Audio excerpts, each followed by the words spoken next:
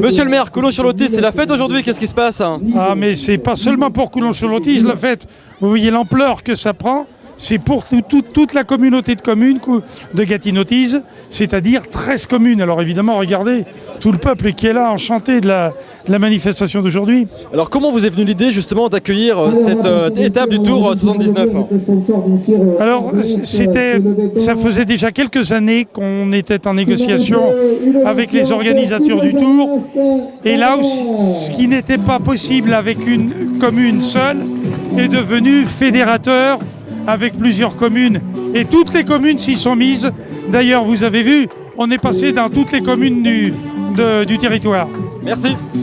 Il y a eu un sacré beau final et j'ai presque envie de dire que c'est l'expérimenté Drugeon qui s'impose aujourd'hui, c'est ça? Ouais, c'est vrai. Dès le premier jour, on a réussi à remporter la première étape. Et déjà l'objectif était atteint, on voulait au moins gagner une étape, c'est sûr que c'est jamais facile.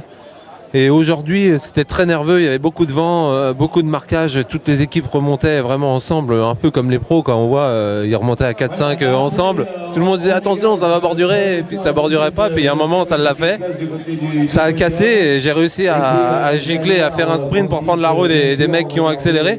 Quand il y avait le vent de côté, et ils ont vraiment bien fait ça, là, l'équipe du club Champagne-Charlotte. Et donc j'ai réussi à me retrouver devant et j'ai passé mon relais parce que c'est toujours plus facile de coopérer quand il y a du vent de travers comme ça que de rester dans les roues où ils te mettent dans la bordure et tu prends plus de vent que si tu coopères. Et puis jusqu'à la fin j'étais attentif et j'ai réussi à l'emporter au sprint. Donc sur la dernière étape comme ça on arrive à 4.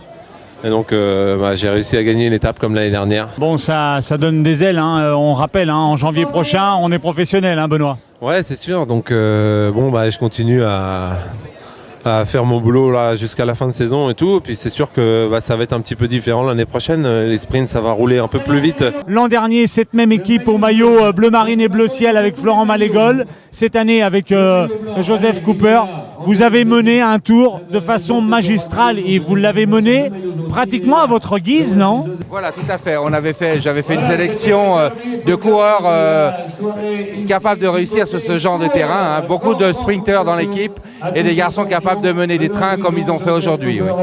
Je crois qu'on peut se réjouir d'avoir une épreuve qui avait été effectivement concoctée pour être assez difficile puisqu'on avait prévu des étapes difficiles, accidentées.